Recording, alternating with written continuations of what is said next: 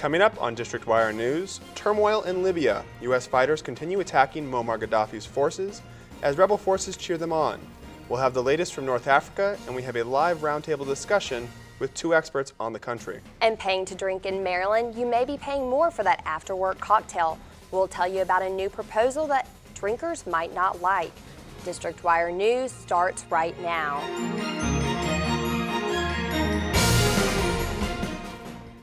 Welcome to District Wire News. I'm Catherine Ruhlman. And I'm Dan Marica.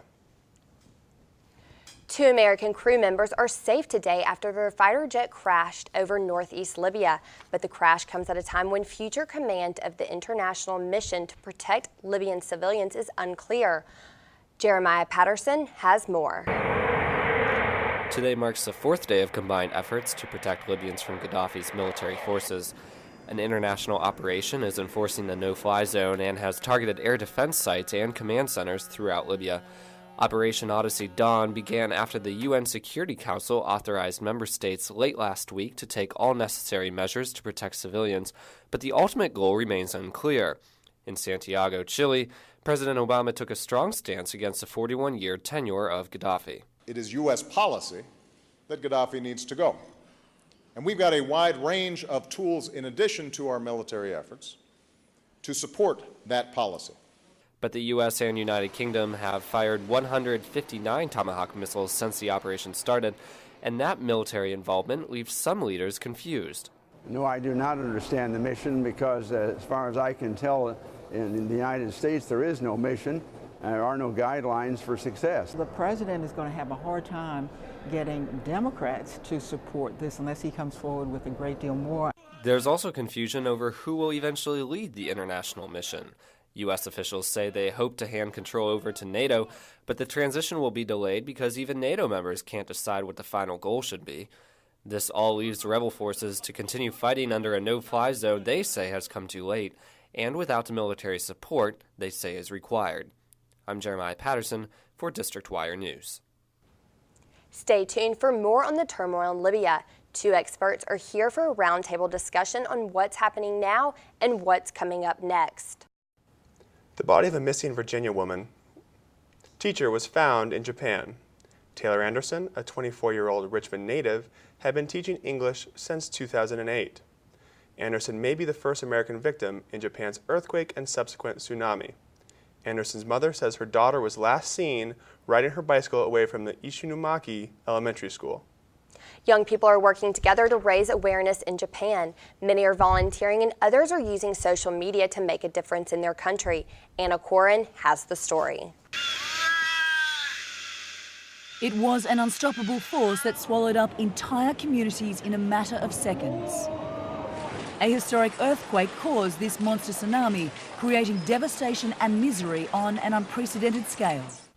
For Japan's youth, far removed from the crisis, they've never witnessed anything of this magnitude on home soil. I was so afraid of the tsunami, I can't even put my fear into words.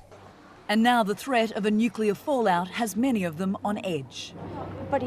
I'm afraid of radiation because it's something I can't see, and we just can't trust the information we're getting.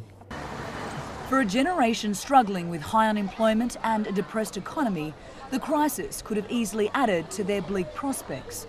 But instead, they're rallying together in the hope of getting their nation back on its feet. The young people can make a difference if we do what we can. If everyone takes a little step, Japan will become a better place. Ironically, this crisis has given Japan's younger generation hope. So many of them have been spurred into action, volunteering, donating to charity, or simply raising awareness on social networking sites. It's made them realize they have something important to contribute to their country.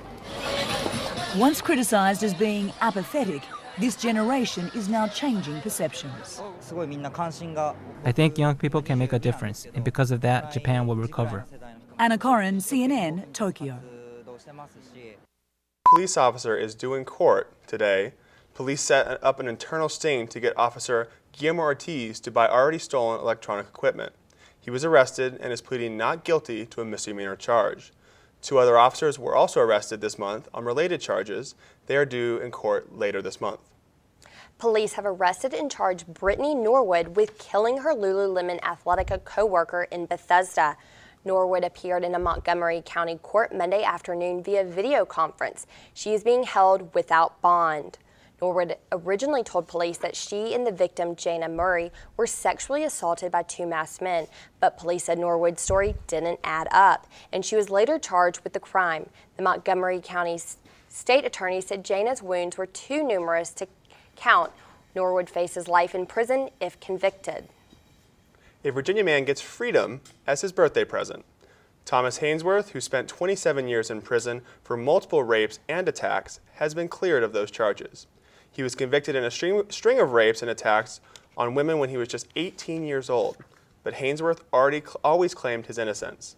Now, after 3 decades in jail, a Virginia attorney says he is telling the truth. DNA and other evidence point to another attacker. So far, the Supreme Court in Virginia said Hainsworth was innocent in one case, but he hopes to clear his name completely. The Maryland General Assembly is considering a tax increase on liquor. Supporters say funds will go toward health-related programs. Supporters are also hoping the tax would decrease crime. Heather Fung is live in the studio with more. Heather? Thanks, Catherine. If Maryland increases the tax on liquor, people like Philip Guthrie, who owns Bethesda Chevy Chase Fine Wine and Beer, says the tax will have devastating effects on his business. The law, called Dime a Drink, would raise taxes by $0.10 per ounce of alcohol in a bottle. But Guthrie says the tax increase will not be the same for all alcohol. I employ people. I may have to get rid of employees. I may have to work extra hours. This has a ripple effect. And it's not 10 cents on a bottle of wine. It's more like 50 cents on a bottle of wine because there are 5 drinks in a bottle of wine. The price increase will also tax each bottle of beer in a 6-pack.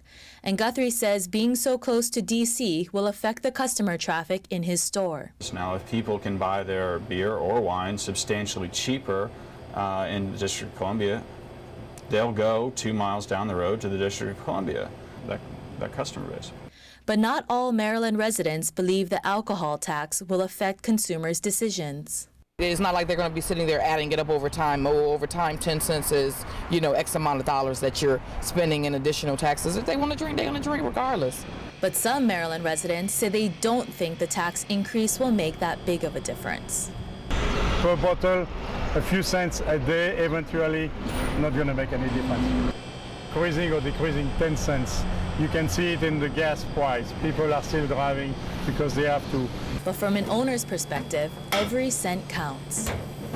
So it's just going to hurt. But if the government wants to take 10 cents a drink, they're going to take it out of my pocket, and they're going to be taken out of the pockets of my consumers. The Maryland General Assembly is expected to discuss the tax proposal on Wednesday. Back to you, Dan. Thank you very much, Heather. D.C. fire authorities are reporting roof damage from a fire in the Corcoran Art Gallery early this morning. Fire officials say an overheated kiln caused the fire in the ceramics building inside the museum's courtyard. The museum's ductwork was also damaged. No damage to the artwork was reported, and repairs may cost thousands of dollars. A reconstruction of Constitution Avenue starts at the beginning of April. The $10 million project is the most significant overhaul to the avenue in more than 60 years. The National Park Service will work on one block at a time, starting at the 23rd Street and ending at 15th Street Northwest. The work will require 4 lanes of traffic to be closed. Park Service will replace pavement, curbs, crosswalks, lights, and sidewalks. The proposed 2012 Metro construction budget is looking to update the system, but may end up costing riders more money. Kelsey Duggan has the story. Long hikes up escalators and delays for track maintenance may increase in 2012 for DC Metro riders. The Washington Metropolitan Transit Authority is planning to spend more than $800 million to update the 35-year-old system. Some riders think that more metro construction is more of a help than annoyance. I think it's a great idea. I mean, if they don't do it now, it's going to get worse and it's going to create delays anyway, so might as well create delays to fix something than just have delays and not have anything fixed. But in order to balance the budget, metro fare prices may have to rise.